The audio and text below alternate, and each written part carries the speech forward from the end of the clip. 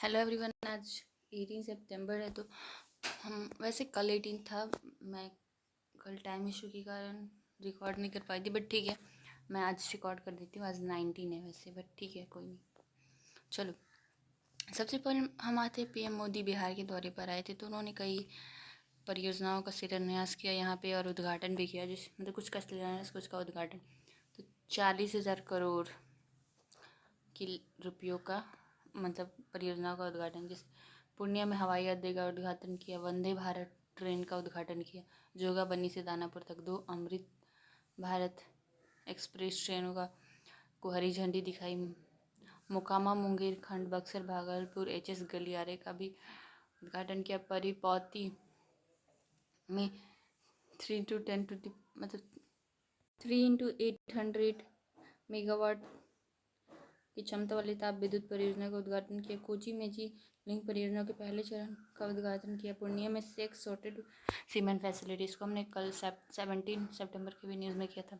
PM Awas Yojana के तहत 40,000 परिवारों को आवास उपलब्ध करे, जिसमें 35,000 ग्रामीण और 40,000 शहरी को कराया जाएगा, ये उन्होंने घोषणा किया। दीनदयाल अंत्योदय योजना के तहत सेल्फ हेल्प ग्रुप को 500 करोड़ तक की मतलब राशि बांटी जाएगी, ऐसा उन्होंने कहा है। ठीक है, अररिया गोपालगंज रेलवे लाइन का निर्माण किया जाएगा। ठीक है, विक्रमशिला कटारिया रेल लाइन का भी निर्माण किया जाएगा, दोहरीकरण। अब भागलपुर दुमका रामपुर हाट लाइन जो है ना, इसका डबल लाइन किया जाएगा। ठीक है, राष्ट्रीय मखाना बोर्ड पूर्णिया में किया गया, और एक और फैक्ट्री, बिहार इंडिया के 80% मखाना का उत्पादन करता है। चलो, ठीक है। और सुप्रीम कोर्ट ने वक्फ संशोधन अधिनियम 2025 पर अंतरिम रोक लगा दी। देखो, इसमें क्या था, कुछ प्रावधान थे जो कि सही नहीं थे सुप्रीम कोर्ट के अनुसार। देखो, इसमें जिला कलेक्टर को ज़्यादा शक्तियाँ दी गई थी, जिसको सुप्रीम कोर्ट ने पृथक्करण के सिद्धांत के विरुद्ध माना। जैसे देखो, और इसमें जो ये था कि जिला कलेक्टर उसके वक्फ संपत्ति का दर्जा हटा सकता है, लेकिन सुप्रीम कोर्ट ने कहा नहीं, जब तक जांच पूरी नहीं हो जाती तब तक दर्जा बरकरार रहेगा वक्फ संपत्ति का। ठीक है, वक्फ न्यायाधिकरण के अंतिम निर्णय में तीसरे पक्ष को अधिकार सृजित नहीं किया, मतलब जो वक्फ संपत्ति, उसको जब तक पूरा फैसला नहीं तब तक किसी तीसरे को वो संपत्ति नहीं सौंपी जा सकती। और गैर मुस्लिमों से सदस्यों की संख्या शायद बढ़ाई गई थी, तो सुप्रीम कोर्ट ने कहा कि केंद्रीय वक्फ बोर्ड में टोटल 22 सदस्य होते हैं, जिसमें अधिकतम 4 ही नॉन मुस्लिम हो सकते हैं, और राज्य वक्फ बोर्ड में 11 सदस्य होते हैं, जिसमें अधिकतम 3 ही नॉन मुस्लिम सदस्य हो सकते हैं, और एक 5 वर्षीय मुस्लिम अभ्यास संबंधी नियम था। इस पर सुप्रीम कोर्ट ने कहा कि अभी तत्काल इसको निलंबित कर दिया है, लेकिन सुप्रीम कोर्ट ने ये कहा कि इससे स्पष्ट नियम बनाए इसके लिए सरकार। ठीक है, और केंद्रीय सूचना आयोग के अध्यक्ष हीरालाल समारिया रिटायर हो चुके हैं, और ये 11 वर्षों में 7वीं बार हुआ है कि जब अध्यक्ष विहीन हो गया है केंद्रीय सूचना आयोग। ठीक है, देखो, भारत का प्रत्यक्ष विदेशी निवेश एफडीआई भारत से, देखो ये क्या है, बाह्य प्रत्यक्ष आउटवर्ड एफडीआई, यानी कि भारत के लोग दूसरे देशों में इन्वेस्ट करते हैं, उसकी बात हो रही है। तो आरबीआई के अनुसार 2023-24 में बाहरी एफडीआई का 56% किन देशों में गया, Singapore, Mauritius, UAE, Netherlands, UK और Switzerland.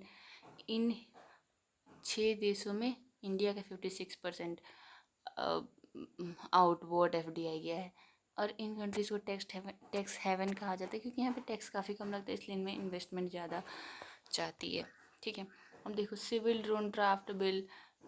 Draft civil drone bill 2025, इसमें सरकार ने इसके उल्लंघन पर 3 माह से 3 साल तक की सजा का घोषणा किया। अब सिविल ड्राफ्ट ड्रोन बिल ये है कि आजकल सबके पास ड्रोन हो गए, लोग ड्रोन उड़ाते हैं, तो उसी संबंधित सरकार ने कुछ नियम बनाए, इसको नियम को प्रस्तुत किया नागरिक उड्डयन मंत्रालय। ठीक है,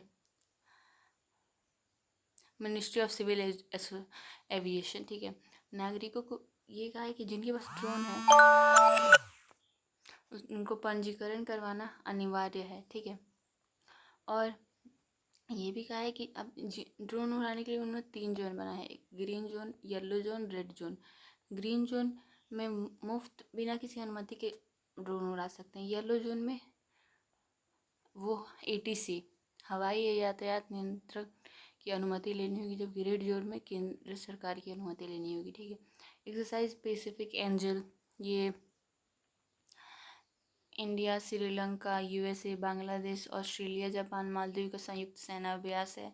ठीक है। इसमें इसका मेन फोकस था कि आपदा प्रबंधन और मानवीय सहायता, मतलब इसका मेन मुख्य फोकस था। इसको होस्ट किया श्रीलंका और बांग्लादेश ने। ठीक है।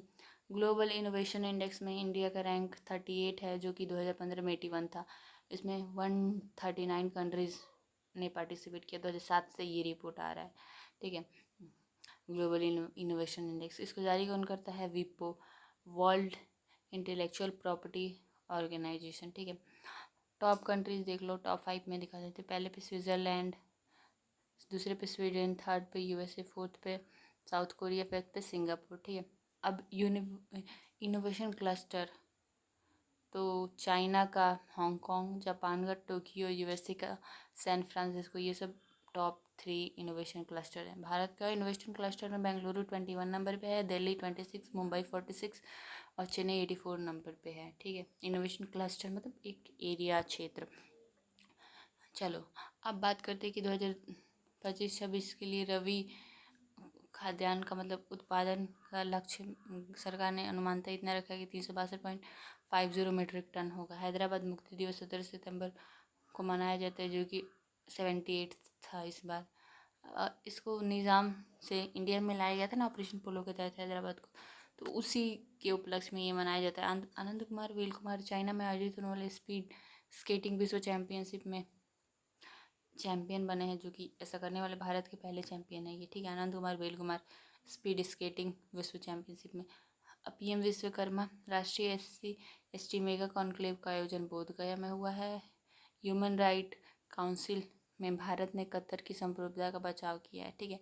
So that's it for the video. I hope कि आपको अच्छी लगी होगी। Thanks for watching and please let me in the comment section कि आपको ये वीडियो कैसी लगी। Thank you so much. Bye.